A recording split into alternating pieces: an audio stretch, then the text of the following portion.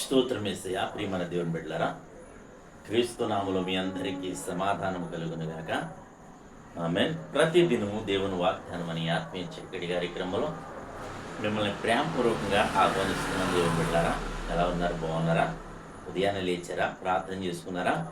కాసేపైనా దేవుని వాక్యాన్ని చదువుకున్నారా? ప్రభు మిమ్మల్ని దర్శించారా అని నేను అడుగుతున్నాను. ఎందుకంటే ఆయన సన్నిధిలో ఆయన వాక్కు చేత ప్రతి ఒక్కరిని దర్శించే దేవుడు, స్వస్థపరిచే దేవుడు, విడిపించే దేవుడు, ప్రతి పరిస్థితిని తారుమారు చేసే దేవుడు గనక మరి ఆయన సన్నిధిలో కనిపెట్టాలని మీకు తెలియచేస్తూ ప్రతి దినము దేవుని వాగ్దానం అని ఆత్మీయ చక్కటి కార్యక్రమంలో వాగ్దానాన్ని చదువుతున్నాను.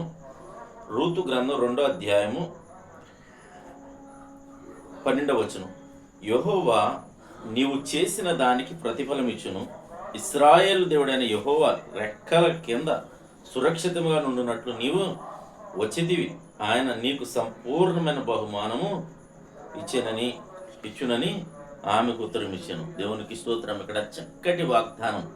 మరి ఆయన నీకు సంపూర్ణమైన బహుమానము దేవుడు అనుగ్రహిస్తానని వాగ్దానం చేస్తున్నాడు. ఈ దినం మరి ఎంతమంది ప్రజలు ఈ వాగ్దానం నా సొంతం కావాలి అని అనుకుంటున్నారో నాకైతే తెలియదు. కానీ మరి ఎప్పుడు ఇది వాక్యం మన సొంతం అవుతుందంటే మరి ఆయన రెక్కల నీడలో సురక్షితంగా ఉండినట్లు మనం ఆయన రెక్కల నీడలోకి రావాలి, ఆశ్రయం కోరాలి, ప్రార్థన చేయాలి. ప్రభువా నిన్నే ఆశ్రయిస్తున్నాను, నిన్నుగాక మరొక మార్గం నాకు లేదు అని నువ్వు ఆశ్రయించగలిగితే ఆయన మరి ఎంతైనా నమ్మదగిన వాడు కనుక ప్రియమైన దేవుని బిడ్డలారా, ప్రతి ఒక్కరూ ఆయన రెక్కల నీడలోనికి రండి. తద్వారా దేవుడు మీకు మేలు చేస్తాడు, సంపూర్ణమైన బహుమానం అనుగ్రహిస్తాడు, సంపూర్ణమైన స్వస్థత ఇస్తాడు. అలాగే ప్రతి విషయంలో అది మరి కొదువు లేని పరిస్థితిని దేవుడిని కల్పిస్తాడు అని మీకు తెలియచేస్తూ దేవుడి మాటలు దీవించునుగాక. మేము ప్రార్థన చేసుకుందాం. స్తోత్రము తండ్రి, వందనాలు యేసయ్యా. ప్రతి దినము దేవుని వాగ్దానం ఆత్మీయ చక్కటి కార్యక్రమంలో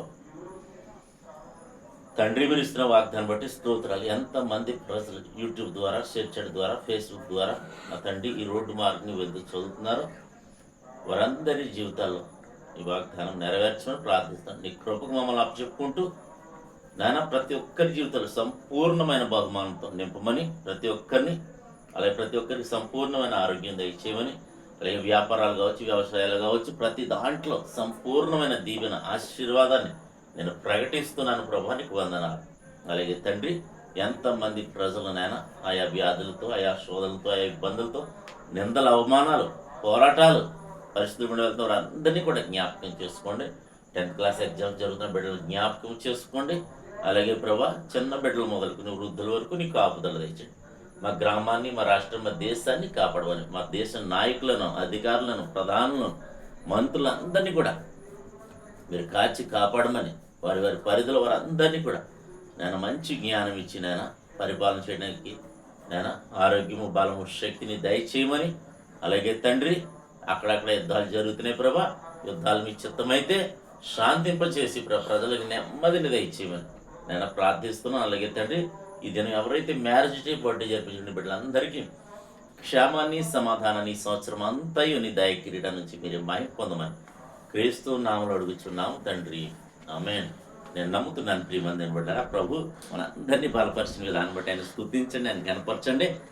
ఆయన యందు విశ్వాసం కలిగి ముందుకు సాగాలని మీకు తెలియచేస్తూ దేవుడు నిన్ను కుటుంబాన్ని బహుగా దీవించునుగాక. ఆమేన్.